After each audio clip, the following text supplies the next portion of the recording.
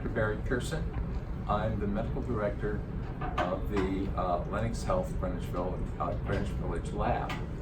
And today what I want to do is to very briefly discuss the metabolism, the biochemistry, and the clinical importance of doing bilirubin measurements.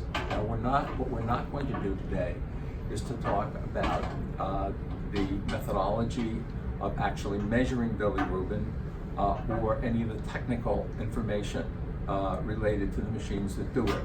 We're simply going to concentrate on what bilirubin is and what its physiology is. Bilirubin is an orange-yellow colored pigment that was discovered by all people, the father of modern pathology, Rudolf Virchow, about 1850. It is important, especially in newborns, because bilirubin at high concentrations, gets into the basal ganglia of the brain and into certain of the brainstem neuron nuclei, where it causes initially a flaccid appearance in the baby, but it goes on infrequently to lead to death or severe brain damage.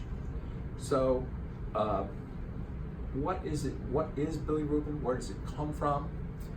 It is mostly the degradation product of hemoglobin molecule from senescent red blood cells. And here, right here, we have heme. And you see, there are four five-sided compounds. They look like little baseball home plates. My artistic ability is not terrific. And then in the middle, you can see it's got it contains one atom of ferrous iron.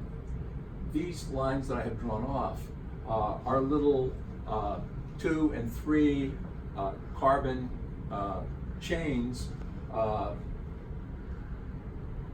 that they kind of complete the structure. So in the red blood cell, this is encased in an envelope of globulins. That's where it gets its name, hemoglobin. When the cell is broken down, the globulins are removed and are degraded in ways in which all globulin is. We're left with the heme molecule, and the heme molecule, in the presence of this enzyme, liposomal heme oxidase, is broken down to release the iron. You see the iron comes off right here, and the bonds that held the iron in place are replaced in three cases by hydrogen atoms, hydrogen, hydrogen, hydrogen, and in the fourth case there's a nitrogen there, and it double bonds with the carbon that's right here. So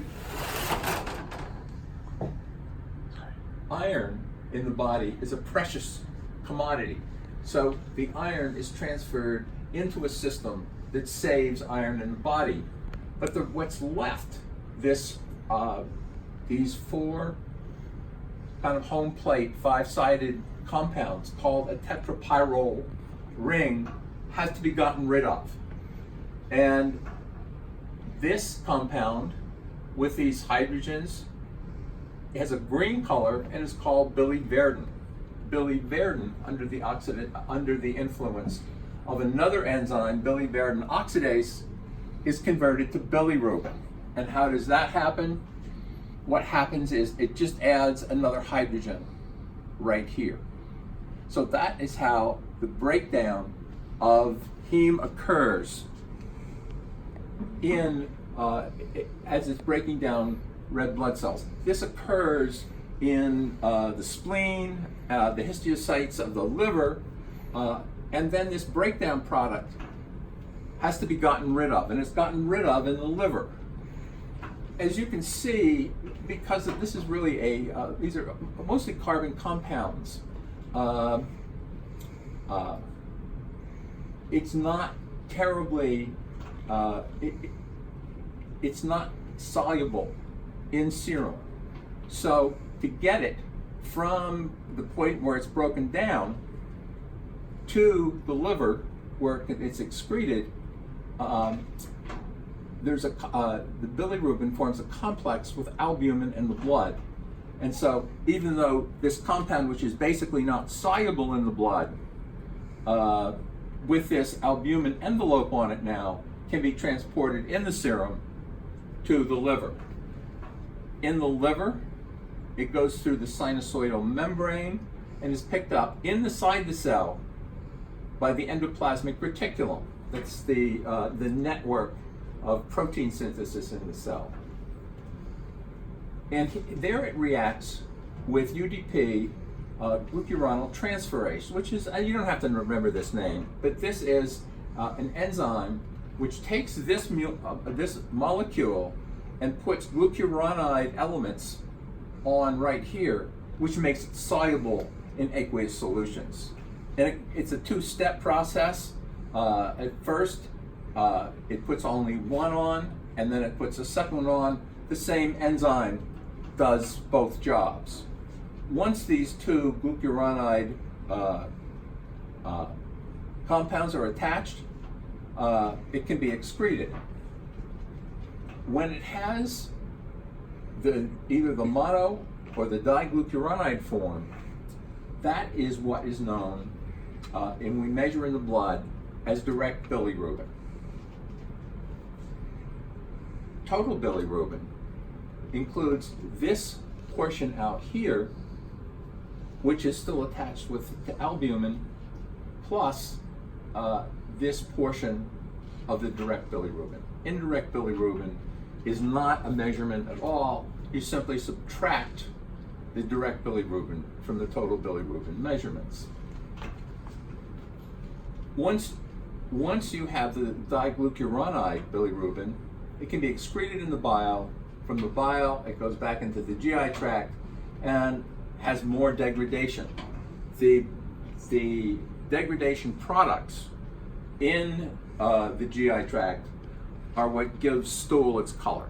That's the degradation products. Now, why is this important?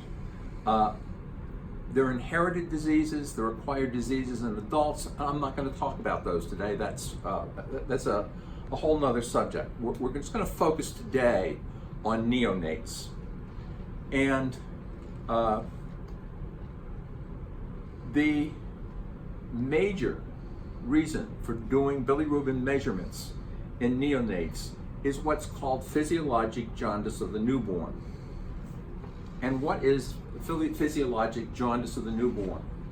This enzyme, UDP, glucuronal transferase, in babies is an induced enzyme, and there is just a lack of the enzyme in a baby. When the baby is born, the amount of this enzyme increases tremendously, but at the time of birth, there's insufficient enzyme to conjugate the bilirubin coming in from the serum. In addition, the babies, remember all this comes from the breakdown of red blood cells. The baby's red blood cells are also a little bit more fragile, so there is a slightly increased amount of red blood cell breakdown. So you dam, basically, with insufficient amounts of this, it forms like a dam here. And so bilirubin builds up in the plasma, and it is overwhelmingly unconjugated bilirubin, or mostly the measurement would be total bilirubin. And as we said, the unconjugated bilirubin can get into these neural structures and cause kernicterus, and the doctor doesn't want that to happen. So what we have today are these ultraviolet lights, and I forget what wavelength they are, but they put them under these ultraviolet lights. And how do the ultraviolet lights work? Because there's some carboxyl groups, and that's organic chemistry, and we don't want to go there, but basically a carboxyl group means that it should be able to be water soluble. So you think that bilirubin might be water soluble, but it's not. And the reason for that is that these carboxyl groups, bilirubin has a tertiary structure. That is, it's not just flat, it's bent over, it's got a three-dimensional structure. And these carboxyl groups that should allow it to be dissolved in aqueous solutions are internalized in this internal structure, and so it can't be dissolved. It can't be dissolved in aqueous solution. So when they put them under the light, it breaks this compound apart and exposes these carboxyl groups, and then more of it can be excreted. And that's basically the story of physiologic jaundice, neonatal jaundice, or jaundice of the newborn. This usually occurs very early on. The bilirubin will peak in 2 to 3 days, and then the enzyme is induced and the bilirubin will drop back to normal. I briefly want to touch on an issue that's not much of a problem anymore. Before we had RhoGAM, women used to get sensitized. Women that were Rh negative would get sensitized to their husband's Rh positivity and develop Rh antibodies. Those antibodies would attack the baby's cells, and it was a far more serious problem. And fortunately, thanks to RhoGAM, it's not much of a problem anymore. We see it occasionally, but rarely. Lastly, there can be breastfeeding, and sometimes breastfeeding will increase the hemoglobin. This is almost always indirect or unconjugated bilirubin in all these cases. Just a brief note, sometimes several weeks later, babies will develop an increased total bilirubin plus an elevated direct bilirubin. And these are caused by neonatal hepatitis or biliary atresia. That's just a genetic problem in which the biliary tract doesn't develop and bile can't be excreted. We're not going to talk about those today. What we're really interested in is physiologic jaundice of the newborn. Thank you for your attention. I hope this helps your understanding of bilirubin.